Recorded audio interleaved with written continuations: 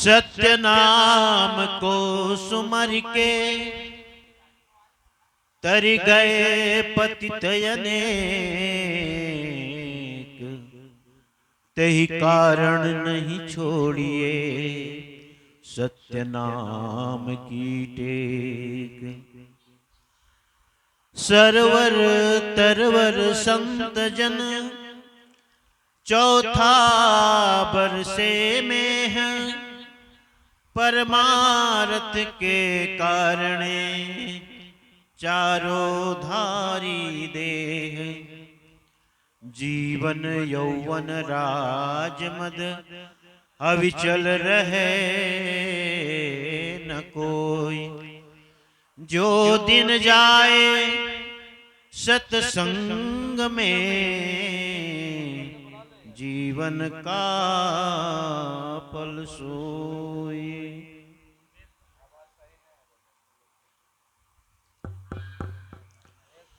मुद मंगलमय संत समाज सदगुरु के प्यारे हंस श्री मनहरण दास जी, भक्तिमती जोहन भाई और समस्त परिवार, साथ ही हमारे श्री कपूर चंद जी,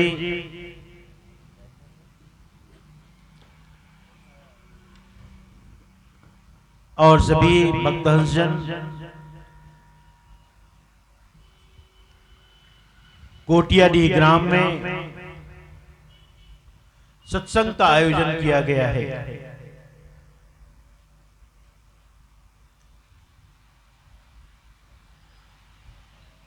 सत्संग का मतलब ही होता है जहां सत्य की चर्चा होती है, सत्य पर चिंतन किया जाता है, सत्य पर विचार किया जाता है, उसी का नाम सत्संग है।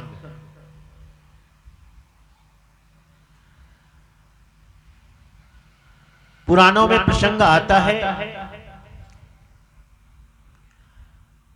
और अष्टावक्र के बारे में कहा जाता है कि उसकी मां ने अष्टावक्र को कहा था, बताया था।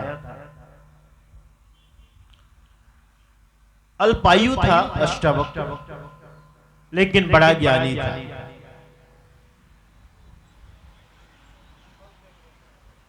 उसकी मां ने कहा था, बेटा जरा जाना जनक के दरबार में, तेरे पिता भी गए हैं और बहुत से दूर दूर से बड़े पंडित आए हैं। कोई एक विषय का आचार्य है, कोई 2 विषय का, कोई 3 विषय का, कोई 6 विषय का, सब विद्वान पंडित आए हैं।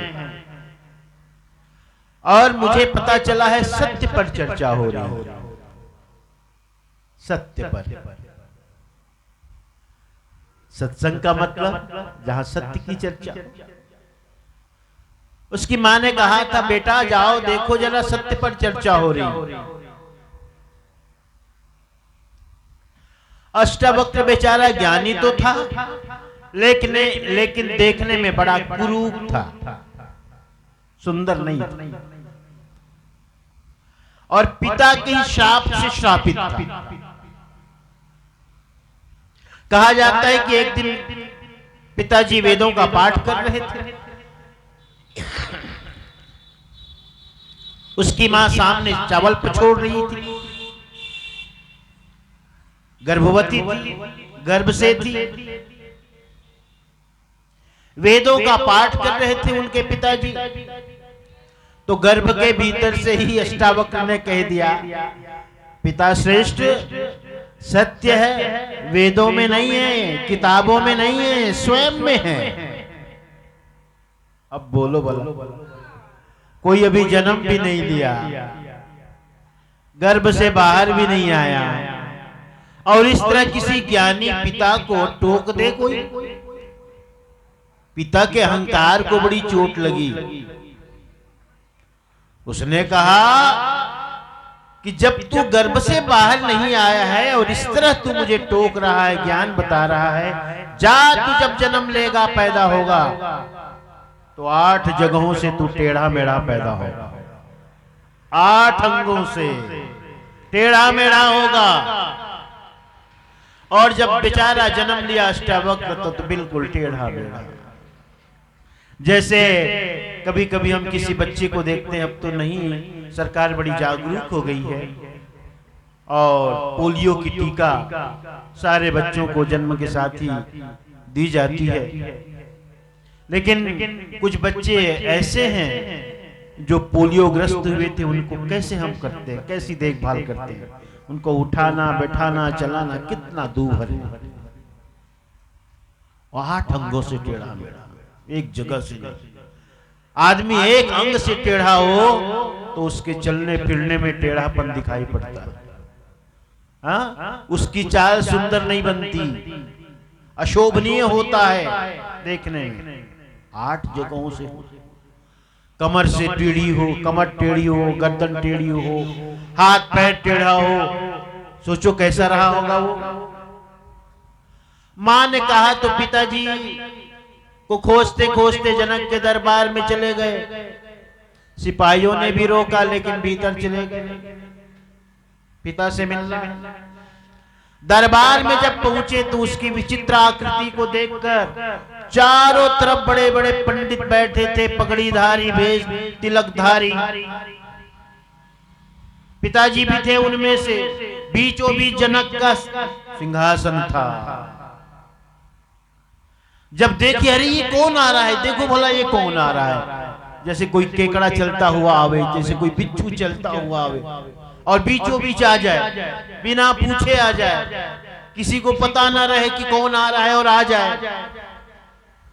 तो सब के सब हंस पड़े, खिलखिला के हंस पड़े। अष्टावक्र को बड़ा आश्चर्य हुआ, अरे ये कौन लोग हैं भला। मां ने तो बड़ा गलत परिचय दे दिया। मां ने तो कहा था कि भाई पंडितों की सभा है, सत्य पर चर्चा हो रही है, और ये मैं क्या देख रहा हूं। और मैं जानता हूं इनके हंसने का कारण मेरी चाल है,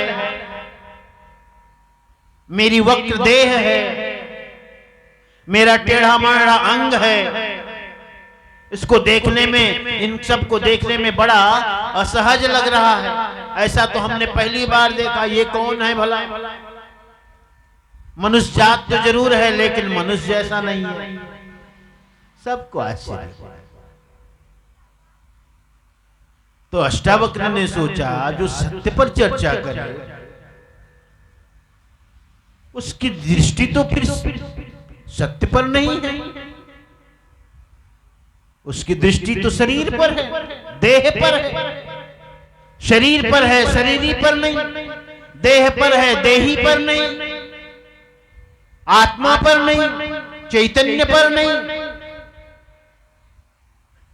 और जिसकी दृष्टि आत्मा पर ना हो, आत्मा का ज्ञान ना हो, आत्मा के स्वरूप का परिचय ना हो, सत्य का परिचय ना हो, वो सत्य पर कैसे चर्चा करे भाई।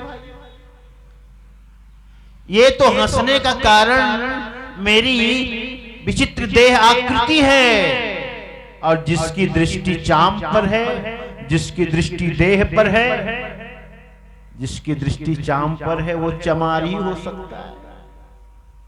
बहुत कठोर बात बोल दिया।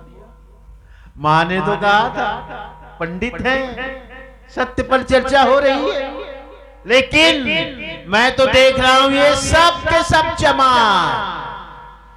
क्योंकि चाम के जानने वाले, चाम पर नजर है, चाम की परख है, सत्य की परख नहीं है। तो उसने भी थोड़ी देर बाद जोर से हंसा। राजा जनक फिर सब के सब पंडित देखने लगे, अरे भाई ये क्यों हंस रहा है, ये क्यों हंस रहा है। लेकिन किसी की हिम्मत नहीं हुई कहने की, पूछने की कि आप क्यों हंस रहे हो। सब के सब गए राजा जनक की तरफ देखने लगे, जैसे संसद में नहीं होता, माननीय अध्यक्ष महोदय के माध्यम से ही सब सुनते हैं, बोलते हैं, सीधे उससे नहीं पूछ सकते आप मंत्री से, अध्यक्ष महोदय के माध्यम से मंत्री से पूछा जाता है। तो सब के सब राजा जनक की तरफ देखे। राजा जनक बड़े शांत भाव से धीरे से अपने सिंहासन से उठे और पूछे, नमो आगंतुक, हम आपसे परिचित नहीं हैं, आप कौन हैं? लेकिन आप बताओ, आपके हंसने का कारण क्या है? ये पूरी सभा यही जानना चाहती है, आप क्यों हंसे? वही बात कही जो मैंने बताया। क्या अष्टावक्र कहता है, राजा जनक, मुझे मां ने बताया था कि सत्य पर चर्चा हो रही है, पंडित आए हैं, ज्ञानी आए हैं, लेकिन यहां आने के बाद मुझे दुख हुआ, आश्चर्य हुआ कि सत्य पर क्या चर्चा करते हैं जिनकी दृष्टि चाम तक है, अभी भी है। तो ये ब्राह्मण नहीं हो सकते, ब्रह्म के जानने वाले नहीं हो सकते। हाँ, ये तो चमार ही हो सकते हैं। और एक चमारों को देख करके मुझे हंसी आ गई। ओहो, ये सुन करके सारे पंडित शर्मिंदा हो गए, सब शर्मिंदा हो गए और अपनी भूल, अपनी गलती का एहसास किए। सच बात, सच बात। राजा जनक, एक बात बताओ,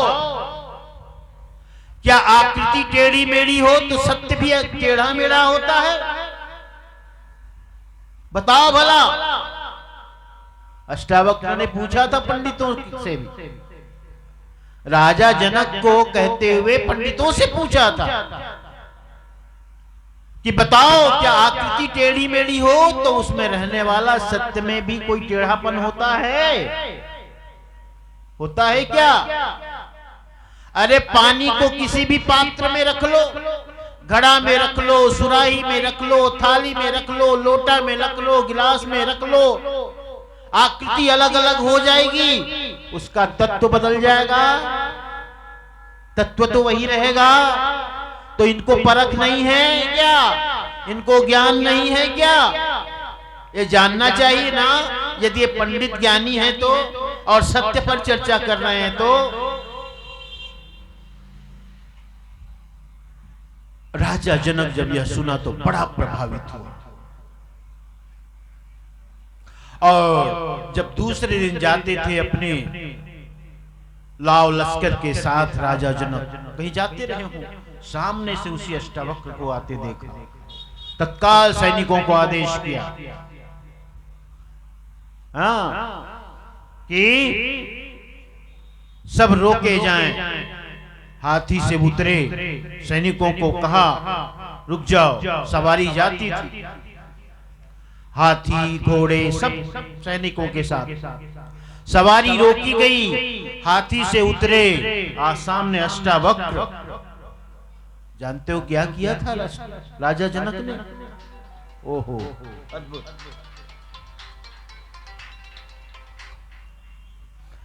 अद्भुत। सामने गया अष्टावक्र के राजा जनक और घुटनों के बल खड़ा हुआ, घुटनों के बल, घुटनों के बल सामने खड़ा होकर हाथ जोड़कर, बस आप ही मेरे गुरु बनने लायक हैं, बस आप ही मेरे गुरु हो सकते हैं, आप ही मेरी शंका का निदान कर सकते हैं, आप ही मेरी शंका का समाधान कर सकते हैं, आप ही मेरी जिज्ञासा शांत कर सकते हैं प्रभु, और कोई भी नहीं। और वही उन्होंने पहला प्रश्न किया, कथम ज्ञानम अवाप्नोति, कैसे मैं ज्ञान को प्राप्त हूं? कथम ज्ञानम अवाप्नोति कथम मुक्तिर भविष्यति, मैं कैसे ज्ञान को प्राप्त हूं, मेरी मुक्ति कैसी हो? वैराग्यम च कथम प्राप्तम, मैं वैराग्य तो कैसे प्राप्त करूं? एतत् ब्रूहि में प्रभो। घड़ी चलने देना। एतत् ब्रूहि मम प्रभो। हे प्रभु, हे भगवान, हे गुरु श्रेष्ठ, मुझे बताओ कि मेरी मुक्ति कैसे होगी, मैं ज्ञान को कैसे प्राप्त होऊंगा और कैसे मेरे अंदर वैराग्य जगे। वहीं से अष्टावक्र गीता का प्रारंभ होता है। बहुत ही सुंदर ग्रंथ है, कभी पढ़ना आप अष्टावक्र गीता। अष्टावक्र गीता पढ़ोगे तो लगेगा जैसे बीजक पढ़ रहे हो, एकदम सार सत्य का परिचय। तो हम लोग यहां सत्संग में आए हैं, सत्य पर चर्चा कर रहे हैं, है ना?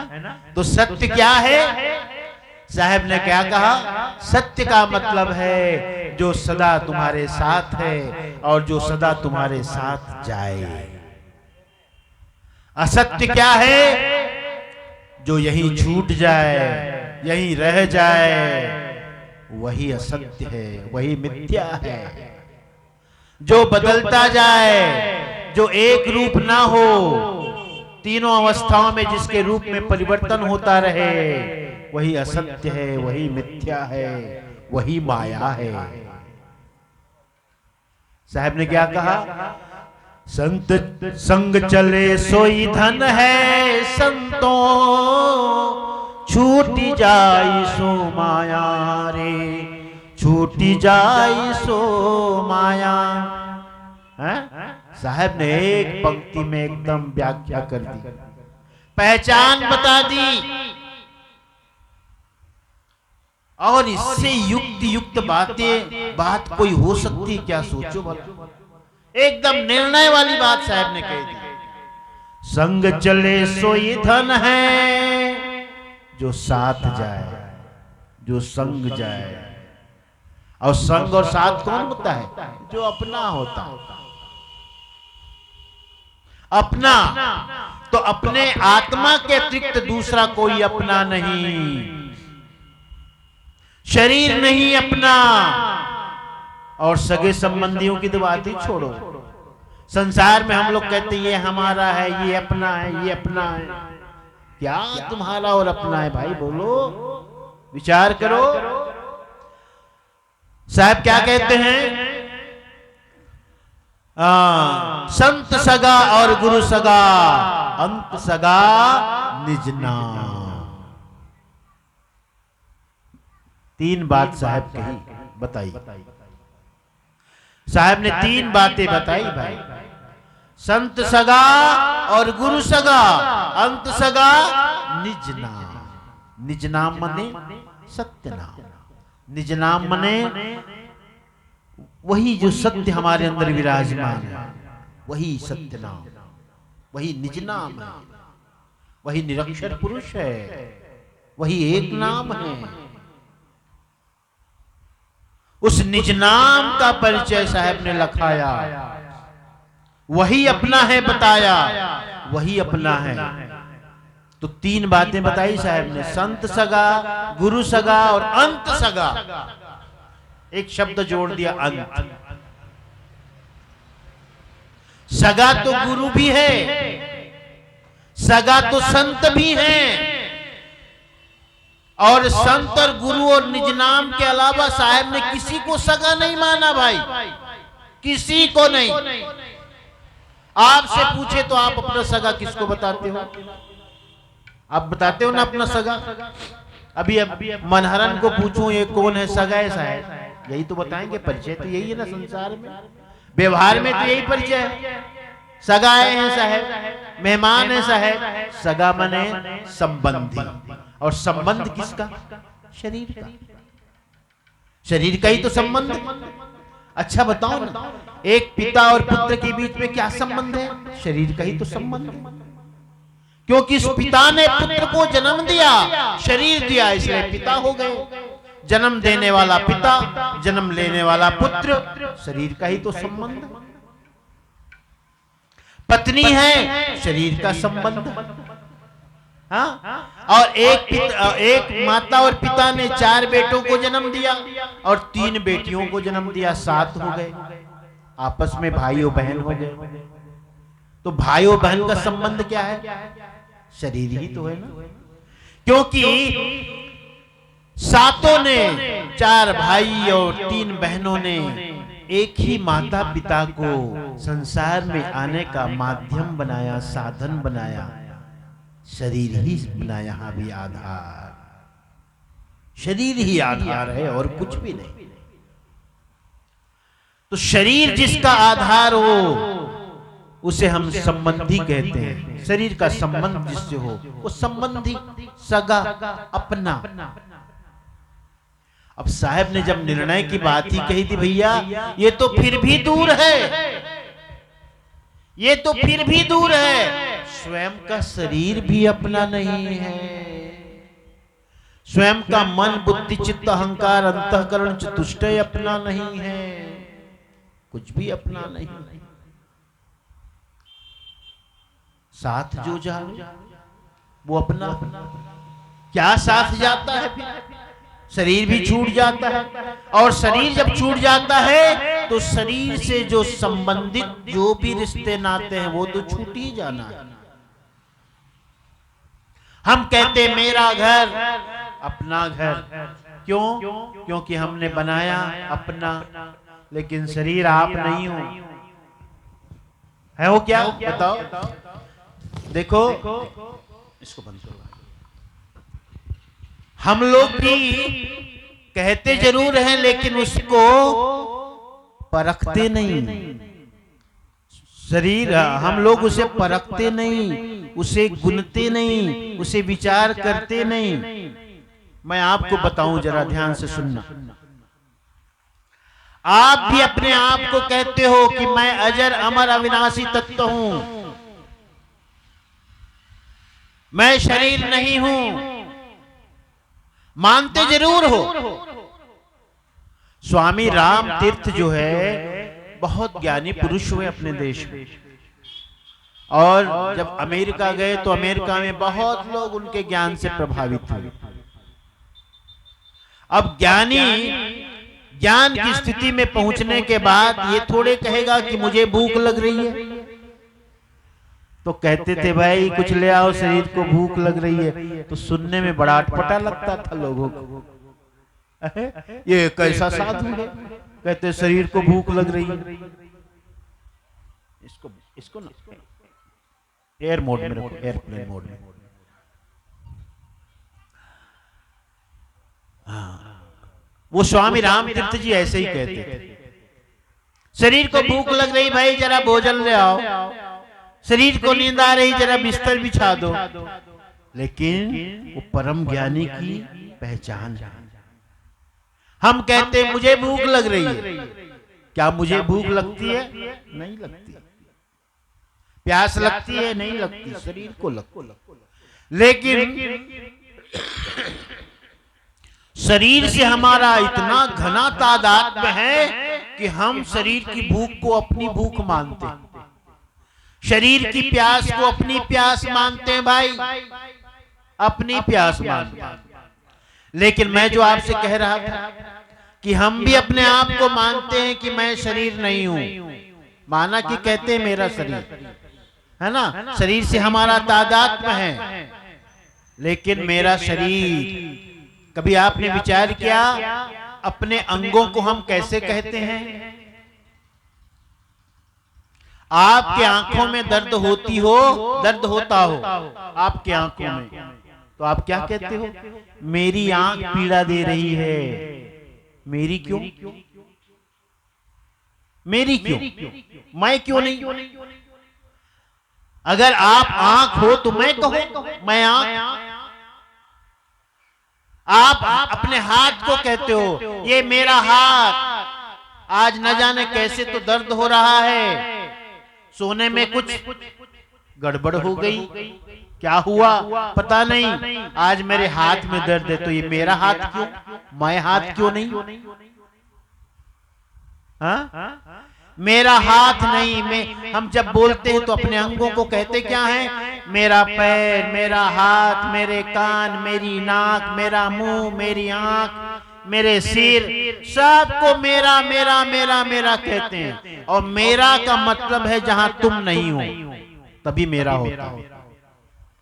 मेरा कहने का मतलब दो का संबंध, वही मेरा होगा। अगर मैं कहता हूं कि मेरा भाई, इसका मतलब मैं और मेरा भाई अलग अलग हैं, तभी मेरा। मैं कहता हूं मेरा घर, इसका मतलब मैं और मेरा घर अलग अलग है। अगर घर और मैं एक हूं तो मैं कहना होगा मैं घर। मेरा घर का मतलब है मैं और मेरा घर अलग है। मेरा मतलब दो के बीच संबंध को मेरा कहते हैं, संबंध को। तो जब आप शरीर हो तो मेरा क्यों, मेरा शरीर क्यों? आप जब शरीर हो तो मेरा शरीर कहने की क्या जरूरत है? मैं शरीर बोलते। और जब आप अपने को मेरा शरीर कहते हो, अपनी देह को, अपने शरीर को, इसका मतलब है स्पष्ट रूप से कि आप और शरीर अलग अलग हो। आप और शरीर एक नहीं हो, अलग हो। तभी आप कहते हो मेरा शरीर। इसका मतलब क्या हुआ? इसका मतलब ये हुआ, आपको भी पता है कि मैं शरीर नहीं हूं, लेकिन यह पता होते हुए भी ज्ञान नहीं है। ज्ञान, तो ज्ञान और जानकारी में अंतर क्या है? जानकारी और ज्ञान में यही फर्क है। ज्ञान का मतलब है जो जानने के बाद तुरंत जीवन में आचरित हो जाए, आचरण में आ जाए, व्यवहार में आ जाए, चिंतन मनन में आ जाए, उसका नाम ज्ञान है ना। और जो सिर्फ जानने भर कर रहे, आचरण में ना आए, उसका नाम जानकारी, उसका नाम जानकारी, उसका नाम जानकारी। जानकारी का मतलब इंफॉर्मेशन, सूचना। पढ़ लिया, बात अच्छी लगी बस, लेकिन करना नहीं। हाँ, सब जितने भी मादक पदार्थ बाजार में चीजें बिकती है, सब में कुछ न कुछ सावधानी लिखी रहती है कि नशा शरीर के लिए ठीक नहीं है। सब पढ़ते रहते हैं, पढ़ते भी हैं और फाड़ फाड़ के खाते भी हैं। तंबाकू सेवन करना स्वास्थ्य के लिए हानिकारक है। केकड़ा भी बना दिया और खा भी रहे हैं, पढ़ भी रहे हैं, जानकारी है। ज्ञान कब होगा? जिस दिन पढ़े, जिस दिन पता चला अरे ये तो बड़ा खतरनाक है, शरीर के नुकसानदेह है, इसे खाना ठीक नहीं है, उसी दिन से छूट जाए, उसका नाम ज्ञान। और जो सिर्फ पढ़ने में रहे जानकारी में, उसका मतलब ज्ञान, उसका मतलब जानकारी। इसलिए तो साहब पंडितों से नाराज होते थे, कहते थे पंडित बात बदे सो झूठा। तुम जो बात बोलते हो सब झूठ बोलते हो। तब झूठ बोलते हो तुम। क्यों झूठ बोलते हो? क्योंकि तुम बातें तो बस अच्छी अच्छी करते हो, लेकिन तुम्हारे कर्म में बड़ी खोट है, तुम्हारे आचरण में खोट है, तुम वैसे नहीं हो।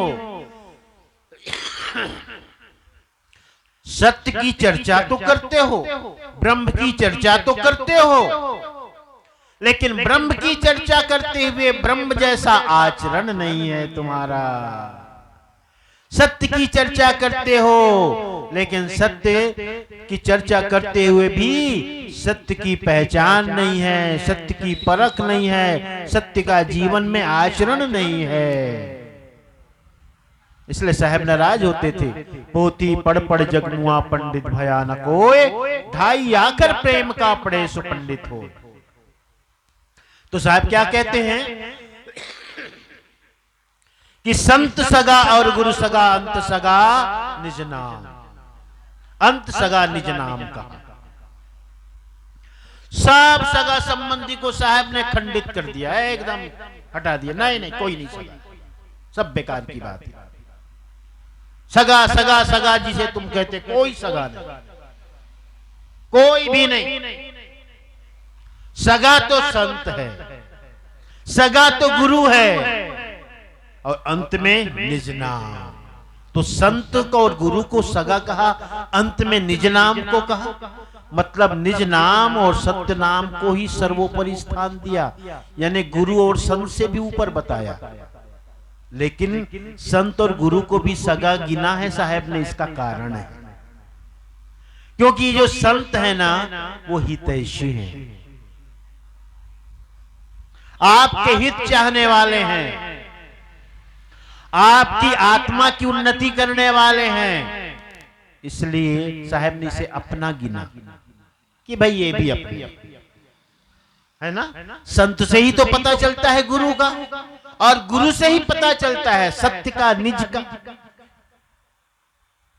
इसलिए तो संत समागम में आना जाना, बैठना उठना, जो बातें कही जाती है, क्यों कहते हैं? क्योंकि संत जो है तुम्हें संसार से इतर सन्यास की बात सुनाते हैं, संसार छोड़ने की बात कहते हैं, माया छोड़ने की बात कहते हैं। जो परिवर्तनशील जगत है, बदलाहट गुण धर्म से युक्त जो संसार है, उसे समझने की बात कहते हैं, संत कहते हैं। संत का मतलब क्या हुआ? जो संत वो है जिसका मन शांत हो गया है, जिसका मन शांत हो गया वो संत, जो स्थिर हो गया है वो संत, जिसको बोध हो गया है वो संत, जो एक पर टिक गया है वो संत, जिसका मन चलायमान हो संसारी, जो निरंतर भटक रहा है वो संसारी, उस आनंद और सुख को जो तलाश रहा है यहां वहां विषय प्रपंच में वो संसारी। संत का मतलब जो स्थिरता को प्राप्त कर लिया, बस जान लिया भाई, समझ लिया, बस अब कहीं जाने आने की जरूरत नहीं, समझ गया। बहुत भटका, मैंने भी देखा संसार को, घूमा, लेकिन आज मुझे ये पता चल गया है कि ये मन भटकाता है, मन विषयों में ले जाता है, मन के अनुसार चलना नहीं है। तो जिसका मन शांत हो जाए तो अमन की दशा है वो, अमन। और अमन को ही नमन कहते हैं। नमन माने मन का न होना, अमन का मतलब मन का न होना, मन का ना होना, अमन स्थिति। उसी को साहब ने एक जगह और भी कहा है अपने पद में, उन्मुनि रहनी। उन्मुनि रहने का मतलब क्या है? मन के न रहने की स्थिति को उन्मुनि रहनी कहते हैं। और मन क्या है? मन है विचार, विचारों का प्रवाह ही मन है और कुछ नहीं है। तुम्हारे अंदर विचार का आवागमन है, आना जाना है, प्रवाह है। एक गया, दूसरा आया, दूसरा गया, तीसरा आया, तीसरा गया, चौथा आया, और कभी कभी एक साथ कई आ गया, जो आपको हमेशा डुलाता रहता है, हिलाता रहता है, क्योंकि निरंतर आना जाना चल रहा है उनका। तो तुम्हारी स्थिति कैसे हो गई है? जैसे एक मोमबत्ती जल रही है, जो इधर उसकी लौ कभी इधर हिलती है, कभी इधर हिलती, कभी इधर हिलती, उसकी लौ हिल डुल रही है यहां वहां जहां तक, उसमें से धुआं भी निकल रहा है। लेकिन मोमबत्ती की लौ स्थिर कब होगी? जब तुम चारों तरफ से हवाओं को आने से रोक दोगे, प्रवाह को।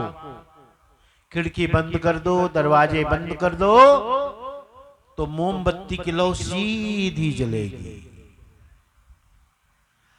तो निर्धूम और निष्कंप कहा गया।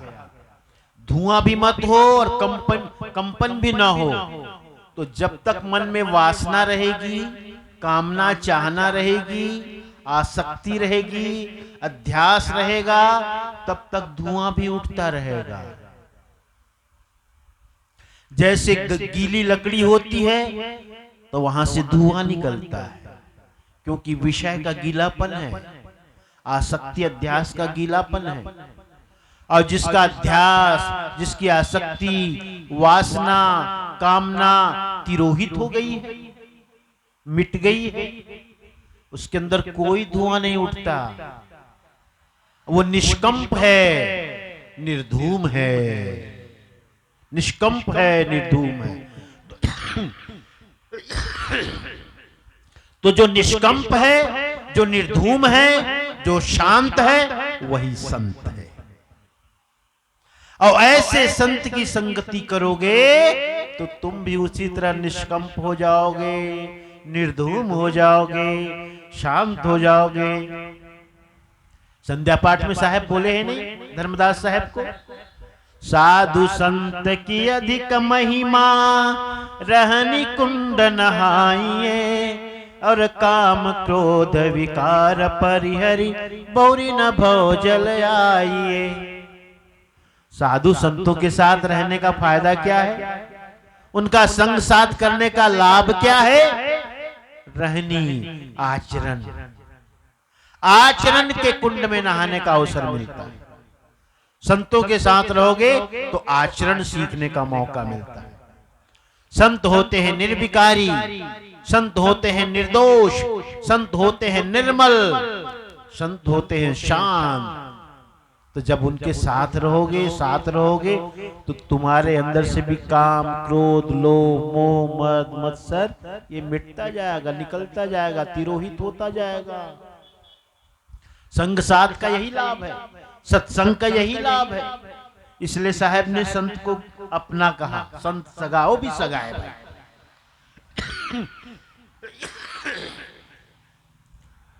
कुछ दिनों से थोड़ी सर्दी खांसी मुझे ज्यादा हो गई है, तो बीच बीच में आ जा रही है। तो साहब ने क्या कहा, साधु संत भी अपने हैं, क्योंकि परमार्थ की साधना में ये सहायक है, सहयोगी है। हाँ, सहायक हैं और सहयोगी हैं। जो सहायक हैं, सहयोगी हैं, इसलिए इसको हम सगा कहते हैं। फिर साहब ने गुरु को कहा, गुरु भी अपना है, क्योंकि गुरु ही निज नाम का बोध कराते हैं। जब आप गुरु के पास आते हो तो आपको तिनका तुड़ाते हैं। तिनका तुड़ा करके क्या कहते हैं, बेटा आज के बाद से जितने भी काल से संबंध है, सबसे अपना संबंध तोड़ दो। जमुनिया की डार साहेब तोड़ दीजो। और ये जम है या काल, इसकी डाल कहां है? 14 डारी साहब ने कहा। 14 डारी का मतलब 14 लोक। 14 लोकों में काल की पहुंच है। इससे तुम अपना नाता तोड़ लो भाई। काल किसको कहते हैं? साहब ने कहा, जेते मन की कल्पना काल कहावे सोए। जितनी मन की कल्पनाएं हैं सब काल रूप है, सब काल रूप। तो गुरु का मतलब क्या होता है? जो काल ही जीती हंस ले जाही। अनुराग सागर में आया है, ग्रंथ में प्रमाण है। काल ही जीती हंस ले जाही, अविचल पुरुष देश जहां आही। जो काल से छुड़ा करके आपको अविचल देश, जो सतपुरुष का देश है, जो सतलोक है, वहां आपको ले जाए, वो गुरु है। तो गुरु सगा हुआ कि नहीं है? गुरु ही तो सच्चा सगा है, सच्चा सगा है गुरु। इसलिए सच्चा सगा है कि वह हमें सत्य का बोध कराते हैं, परखाते हैं। आपको बताऊं, नारद जी का प्रसंग सुनाता हूं। आपने रत्नाकर डाकू का नाम सुना? अरे वाल्मीकि का, बाल्याभील का, बाल्याभील जिसका नाम रत्नाकर डाकू था, बहुत बड़ा लुटेरा, बहुत बड़ा डकैत। लेकिन उसे नारद जैसे गुरु मिला। और वो कौन था? बाल्याभील रत्नाकर डाकू। रत्नाकर डाकू राजा का सैनिक था और बड़ा वीर सैनिक। तो वो क्या काम करता था? क्योंकि राजा राजद्रोह के कारण उसे जंगलों में रहना पड़ता था डर के मारे। उसका अपराध क्या था?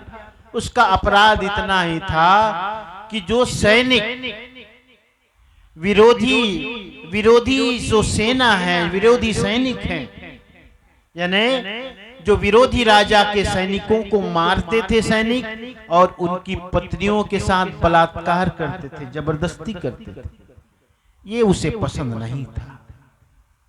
रत्नाकर कहता था ठीक है, हम सैनिक हैं, राजा का आदेश तो हमें लड़ना है, लेकिन उनके पत्नी है, उसका क्या दोष है? तुम सैनिकों को मार करके उनकी पत्नियों के साथ जो ज्यादती करते हो, ये वो सह न पाता था, मना करता था। और जब मना करता था, नहीं माना, तो कितने सैनिकों की उसने हत्या कर दी। नारद से जब पहली बार मिला, जंगलों में रहता था, बीहड़ में रहता था अपने साथियों के साथ। काम क्या था? लोगों को लूटना, लोगों को लूटना।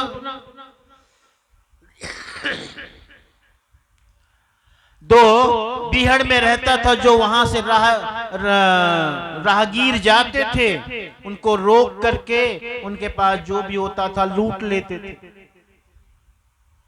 कोई अपने बेटी की शादी के लिए जा रहा है, बारात लेकर के जा रहा है, उसको लूट लेते थे। लूटना काम था। कहीं पता चला कि कोई सेठ साहूकार है, उसको लूट लेते थे। लूटना काम था।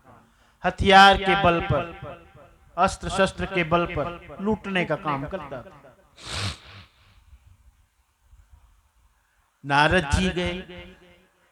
नारद जी जब गए तो सबने सब घेर लिया, उनके साथियों ने। रत्नाकर के हाथ में टंगिया, टांगी कहते हैं जिसको, अब तुम छत्तीसगढ़ वाले टंगिया बोलते हो, बेंट लगी होती है ना जिसमें, उसको ऐसे कंधे में लेके सामने खड़ा हो गया। और सामने खड़ा होकर के नारद से पूछता है, तुमको भय नहीं लगता? तुमको भय नहीं लगता? तो कहता है, रत्नाकर किससे भय? मैं तो निर्भय हूं, निर्भय। न मुझे प्राणों का भय है, न मुझे असफलता का भय है, न कल का भय है, न कलंक का भय है, इसलिए मैं निर्भय हूं। अब सामने हथियार लेके कोई खड़ा है और कोई निर्भय हो तो कौन हो सकता है? कोई ज्ञानी हो, कोई संत हो, वही निर्भय हो सकता है। जिसे ये पता हो गया है कि संसार में सब छूट जाने वाला है, रह जाने वाला है, उसे किस चीज का भय होगा बताओ? उसे किस बात का भय होगा? उसे किसी बात का भय नहीं हो सकता। संत सदा निर्भय होते हैं और सद्गुरु हमें सदा निर्भय ही सिखाते हैं, निर्भय रहने का उपदेश देते हैं, निर्भय रहने का उपदेश देते हैं। क्योंकि जब कुछ होता है तो भय रहता है। एक बार ऐसा ही हुआ, एक चेला और गुरु दोनों साथ साथ जा रहे हैं। अब गुरु जी को कहीं सोने की ईंट जैसी चीज मिल गई थी, सोने की ईंट जितनी बड़ी, और थैला में रख करके चेला को दे दिया कि तुम इसको पकड़ो, चलो करके। रास्ता दुर्गम था, जंगलों का था और शाम होने वाली थी। अब गुरु जी को थोड़ा डर लगने लगा। सोना है, कीमती धातु है, चोरों का भय, अंधेरा होने वाला है, अंधियार होने वाला है, तो वो बीच में पूछ लेता था, चेला कहीं डर तो नहीं लग रहा है? नहीं गुरुजी, मुझे क्यों डर लगेगा, मुझे क्यों डर लगेगा, मैं नहीं मुझे नहीं डर लग रहा है। फिर आगे बढ़े, शाम हो रही जैसे अभी हो रही, रास्ता बीहड़ है, जंगलों का है। फिर पूछा, चेला राम डर तो नहीं लग रहा है? नहीं गुरुजी, मुझे क्यों डर लगेगा, आप है साथ में ना, मुझे किस बात का भय। फिर आगे बढ़े, डर तो रहा है गुरुजी, लेकिन बार बार गुरुजी चेला को पूछ रहा है, अपना डर छिपा रहा है। तीसरी बार पूछा, चेला राम डर तो नहीं लग रहा है? कहे नहीं बिल्कुल नहीं डर लग रहा है, चलो चलते हैं, बस थोड़ी दूर और है ना।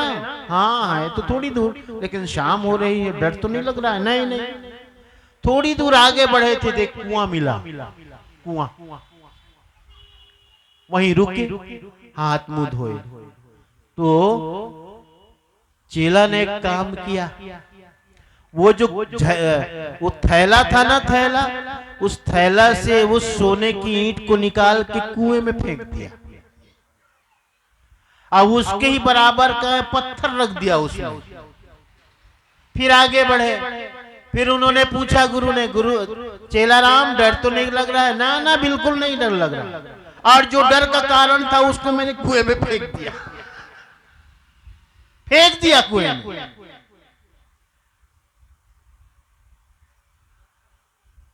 तो डर किस बात का होता है? भय होता है।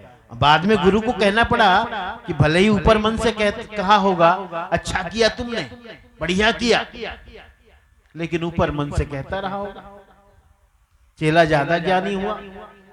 कभी कभी ऐसा होता है, गुरु गुड़ ही रह जाता है और चेला चीनी बन जाता है ना। तो डर किस बात का होता है संसार में हमें? कि कोई छीन न ले, कोई लूट न ले, कोई हर न ले। धर्मदास साहब कहते हैं एक जगह पद में, अब हम भय सतनाम व्यापारी। उस पद में क्या कहते हैं? पूंजी न टूटे नफा चौगुना, वणिज कियो हम भारी। और हाट जगाती रोक न सकी है, निर्भय गैल हमारी। अब हम भय सतनाम व्यापारी। हम जब सतनाम का व्यापार करने लगे तो भय नहीं रहा भैया, निर्भय हो गए। गुरु की यही सबसे बड़ी विशेषता, निर्भय बना दी। नारद कहता है, न मुझे प्राणों का भय है, क्योंकि पता है एक न एक दिन शरीर से प्राण विलग हो जाएंगे। न असफलता का भय है, मुझे कोई जीत की चाहना नहीं कि मैं जीतूं। जब जीतू नहीं, जीतने का मुझे कोई चाहना नहीं, तो हार का भी भय नहीं।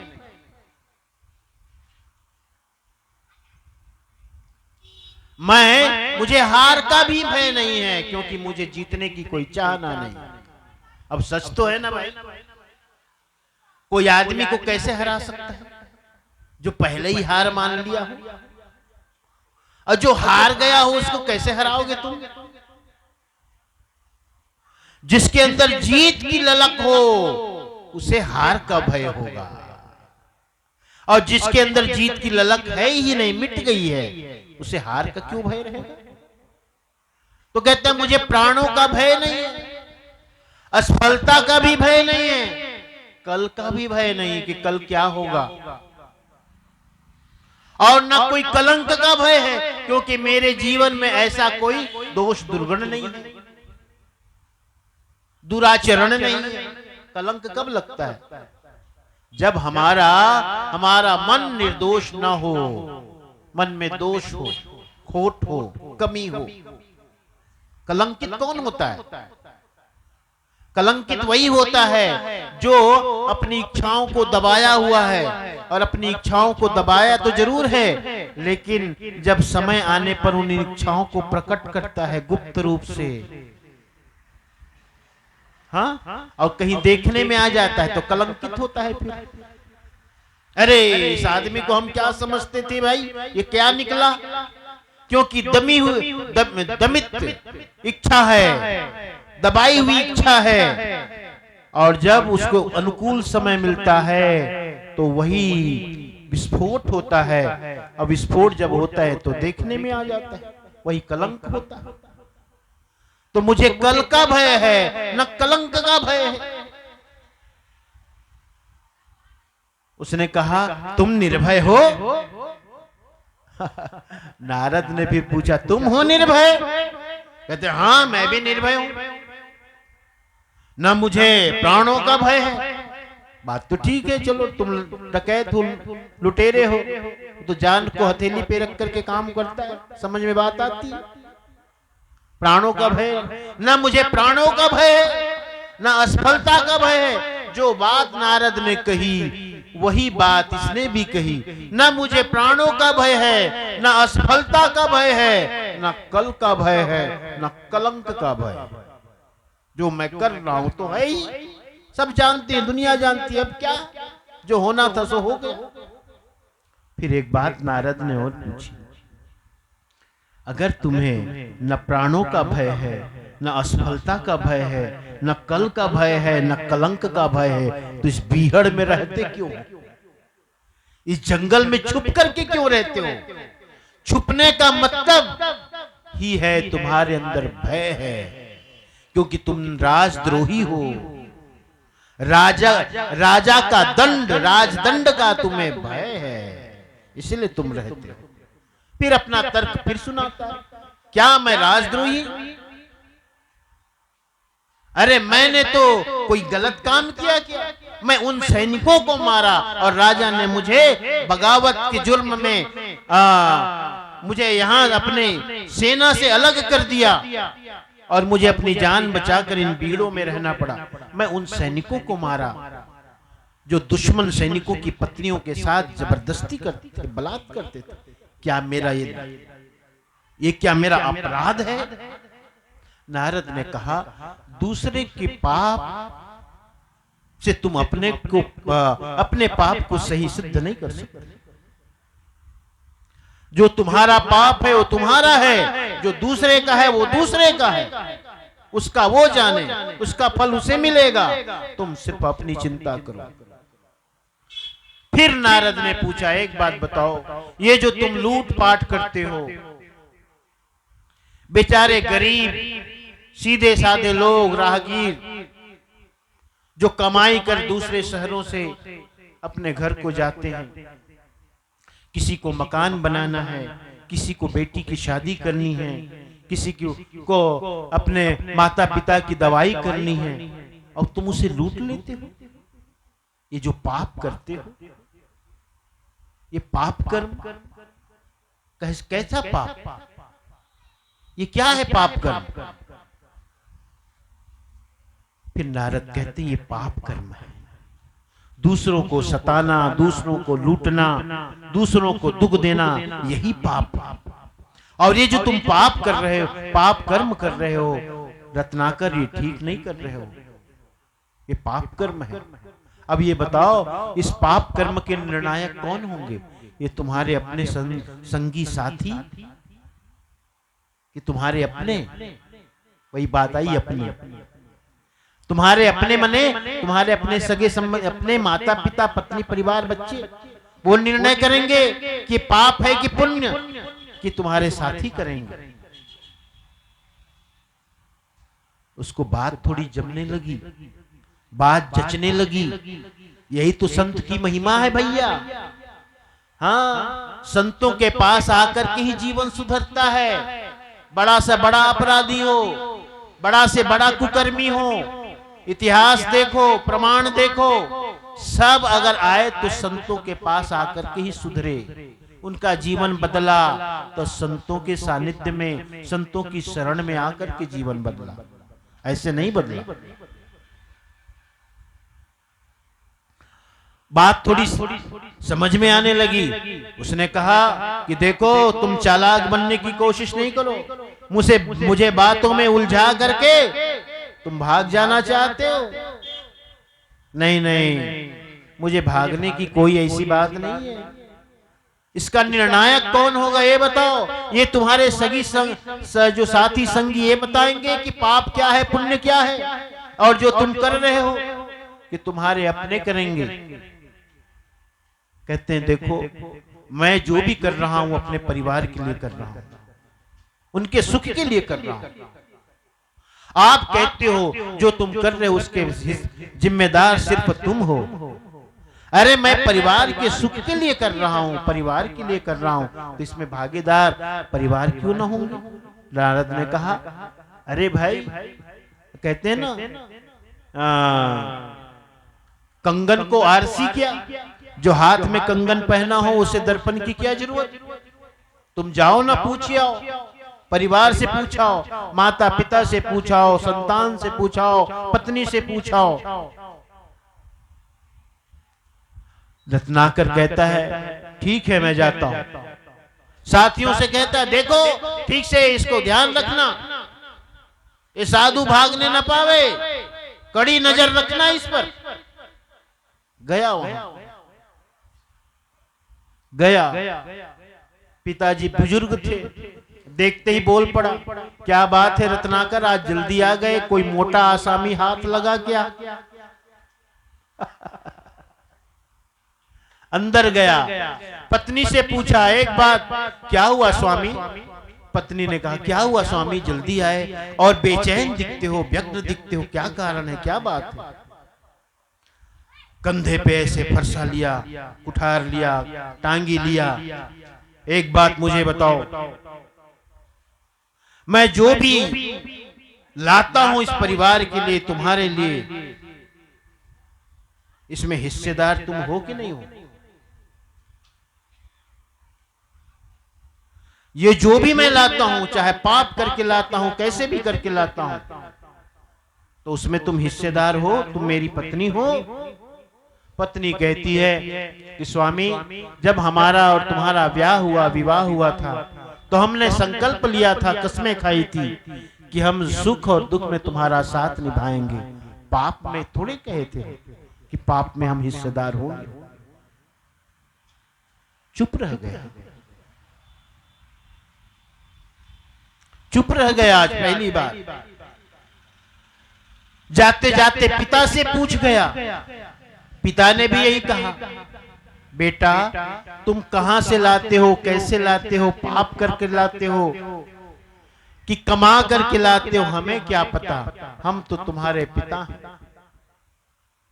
तुम मेरे बेटे हो और पुत्र का दायित्व है, कर्तव्य है, धर्म है कि अपने बूढ़े पिता की सेवा करनी, 2 जून की रोटी जुटानी। तुम कैसे लाते हो, कहां से लाते हो, हमें क्या पता। अगर तुम पाप कर्म करके लाते हो तो हम उसके हिस्सेदार कैसे हो सकते हैं? बड़ा निराश हो गया रत्नाकर, वापस गया। जब वापस गया तो नारद तो बैठा ही है, उसके साथी सब चले गए थे नारद को छोड़कर। नारद ने रत्नाकर को देखते ही कहा अरे रत्नाकर देखो तुम्हारे सब साथी छोड़कर चले गए, अकेला छोड़कर चले गए, मुझे अकेला छोड़कर चले गए तुम्हारे संगी साथी। उसने कुठार यानी उस जो उसके पास फरसा था, टांगी थी, नीचे जमीन पर फेंक दी, चरणों में गिर पड़े और कहा था उसने भगवान मैं भी अकेला ही रह गया, आज मैं भी अकेला हो गया, क्षमा करना, क्षमा करना। कई बार उसने क्षमा मांगी। क्यों? क्योंकि आज उसे पता चला कि संग चले सोई धन है संतो, छूटी जाए सो माया। जो संग जाए वही सच्चा धन है। तो हमारी जो कमाई है वही हमारे साथ जाती है। गुरु सगा का मतलब ही है जो सत्य की परख दिखावे, सत्य की पहचान करावे, साथी बनता है परमार्थ मार्ग में, अनुभवी होते हैं गुरु। इसलिए साहब ने गुरु को भी सगा माना, अंत सगा निज नाम। जो निज नाम है स्वयं का नाम है, जो सत्य का नाम है वही सगा है, अपना है। सत्य नाम ही सगा और अपना है, बाकी सब पराया है। इसलिए धर्मदास साहब को सदगुरु कबीर साहब ने सतनाम का उपदेश दिया। भैया सतनाम का उपदेश दिया, और जब सतनाम का धन पाया तब धर्मदास साहब ने भी छूट जाने वाले धन को साहब को ही भेंट कर दिया। रखो साहब, समझ में आ गया असली धन क्या। अब तक तो मुझे किसी ने बताया ही नहीं था। जिसने भी मिला सबने यही कहा कि यही जो जगत प्रपंच है यही सार है। गाड़ी, मोटर, बंगला, पद, प्रतिष्ठा, जय जयकार, मान, सम्मान, मैं बस इसी को अपना मानता था, इसी में भूला हुआ था। आज मुझे सच्चा धन का पता चला आपसे, सतनाम रूपी धन का पता चला आपसे। और जब सतनाम रूपी धन का पता चला, निज नाम रूपी धन का पता चला धर्मदास साहब को, तो उसने सब धन गुरु के चरणों में समर्पित कर दिया। कह दिया साहेब अब इस सतनाम को जगह जगह बांटना है, सतनाम का जगह जगह प्रचार करना है, क्योंकि सतनाम ही काल पुरुष से छुड़ाने में सहायक है। ये जो काल पुरुष है इससे सिर्फ सतनाम ही बचा सकता है और कोई भी नहीं, कोई भी नहीं बचा सकता भाई, सतनाम ही बचा सकता है। इसलिए कहते हैं सत्य नाम को सुमरि के तरी गए पतित अनेक, और तेहि कारण नहीं छोड़िए सत्य नाम की टेक। सतनाम ही सबसे बड़ा धन है। कोटि नाम संसार में उनसे मुक्ति न होए। अनेकों नाम है संसार में, लेकिन इनसे मुक्ति होने वाली नहीं है। एकमात्र सत्य नाम है जो मुक्ति का दाता है, मुक्ति का देने वाला। इसलिए सतनाम का सुमरन करो, सतनाम को जानो, सतनाम को भजो। सदगुरु ने सतनाम का उपदेश दिया, और इसीलिए धर्मदास कहे अब हम भय सतनाम व्यापारी। जब से सदगुरु से पता चला कि संसार में सबसे बड़ा धन सतनाम धन है, अब मैं सतनाम का ही व्यापार करने लगा, सबको बताने लगा, सबको लखाने लगा, सबको दिखाने लगा सतनाम क्या है। सतनाम लो भाई, सतनाम लो, सतनाम लो भाई, सतनाम लो। हम लोग भी सतनाम के ही व्यापारी, क्यों भाई मनहरन? हाँ, 3 दिन के लिए हाट बाजार लेके आए हैं हम बेचने। हाँ, दुकान फैलाए हैं, हम बेच रहे हैं। आज थोड़ा ग्राहक कम आया है, कल दूसरा दिन है, तीसरा दिन है, ऐसा होता है। पहली हाट लगाओ तो कम लोग आते हैं, फिर धीरे धीरे ग्राहक बढ़ते हैं। तो सतनाम बेचने ही तो आए तुम्हारे यहाँ कोटिया डी में, यही कह रहे हैं सतनाम ले लो भाई, सतनाम ले लो। क्यों? क्योंकि सतनाम में ही शक्ति है, काल पुरुष है, एक सत्य पुरुष है। काल पुरुष कभी भी नहीं चाहता कि जीव सत्पुरुष के पास जाए, सत्पुरुष का सुमरन करे, सत्पुरुष की भक्ति करे। काल पुरुष निरंजन तो चाहता है मेरी ही सब भक्ति करें, सब मेरी ही भक्ति करें।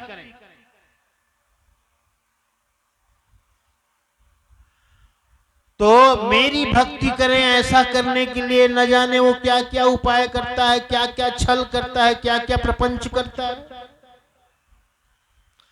इसलिए ध्यान रखना, संसार में बहुत तेरे साधु संत भी हैं, बड़े प्रपंची छली हैं, वे सब काल पुरुष के रूप हैं। जिसके अंदर सत्य नहीं, छल प्रपंच हो, वो सब काल पुरुष ही। अब ऐसे काल पुरुष के जो रूप साधु संत थे वो अपने अपने ठिकाने में गए, सही जगह गए। देखियो गए कि नहीं? तो ये सब काल पुरुष ही है, क्योंकि छली है, प्रपंची है। जो छली प्रपंची है वो सत्य का उपदेश कैसे देंगे भाई? सत्य की परख कैसे देंगे? माना कि सत्य बात बोलने के लिए बड़ी हिम्मत और साहस चाहिए, सत्य पर चलने के लिए हिम्मत और हौसला और तप शक्ति चाहिए। साहब तो कहते हैं सांच बराबर तप नहीं, झूठ बराबर पाप, जाके हृदय सांच है ताके हृदय आप। सत्याचरण करना, सदाचार पर चलना सरल बात नहीं है, बहुत बड़ा तप कहा। सच किसको कहते हैं? जो आंखों से देखा, जो कानों से सुना, उसी को कहना और बताना, जानना। ब्रह्म निरूपण ग्रंथ में साहब ने 7वीं भक्ति कही इसको, सत्यवाक्यम समुच्चारः सप्तमम परिचक्षते, ये 9धा भक्ति के अंतर्गत। 9धा भक्ति साहब बताते हैं तो कहते हैं जैसा सत्य का सदा सत्य वचन बोलना, सदाचार में रहना, सत्य भाषण करना और सत्य रहनी में रहना, ये 7वीं भक्ति है। और सच भी है, सत्यमय जीवन होना सरल नहीं है, कठिन है कि नहीं? बताओ, बहुत कठिन है। तो साहब सदगुरु ने सत्य का उपदेश दिया, सदाचार में चलने की रहनी बताई। प्यारे हंसजनों, और हम सब सतनाम के ही उपासक हैं। लोक तो हमारा सत्यलोक, नाम तो सत्य नाम, पुरुष तो सत्य पुरुष, गुरु तो सदगुरु, व्रत तो सत्य व्रत, सब कुछ सत्य पर ही आधारित है, क्योंकि हम सत्य के उपासक, सत्य के उपासक हैं। हम सब सत्य की रहनी पर चले, है ना, सदाचार पर चले, सतनाम का सुमरन करें, और यही एकमात्र हमें काल से बचा सकता है। और कोई में, किसी में, कोई में ऐसी शक्ति नहीं, ऐसी ताकत नहीं जो काल से बचा सके। चारों तरफ देखो काल ही काल, काल ही काल है चारों तरफ। चतुर्दिक साम्राज्य है काल का, और जीव को अपना ग्रास बनाने के लिए सदा तत्पर है, सदा तत्पर है। लेकिन जो सदगुरु के हंस हैं, जिनके मन में सदा सत्य की गुंजार है, काल भी उसका बाल बांका नहीं कर सकता। कहें कबीर, एक संध्या पाठ में आया ना, कबीर जम्मन जाए पुकारिया, धर्मराय दरबार, हंस मवासी होई रहा, लगे न पास हमार, हमरी शंका ना करे तुमरी धरे न धीर, और सदगुरु के बल गाज हैं, कहें कबीर कबीर। जो निरंतर कबीर की रटन लगाए हुए हैं, वहां काल की पहुंच नहीं है। इसलिए काल पुरुष को छोड़ो और सत्पुरुष को पकड़ो। तिनका यही तोड़ाने का मतलब है, तिनका का मतलब यही है। जो भी काल काल काल, सबसे नाता तोड़ दो। हाँ? जहां तक काल की पहुंच है, जहां तक काल का नियंत्रण है, सबसे अपना नाता तोड़ो। यही तिनका का मतलब।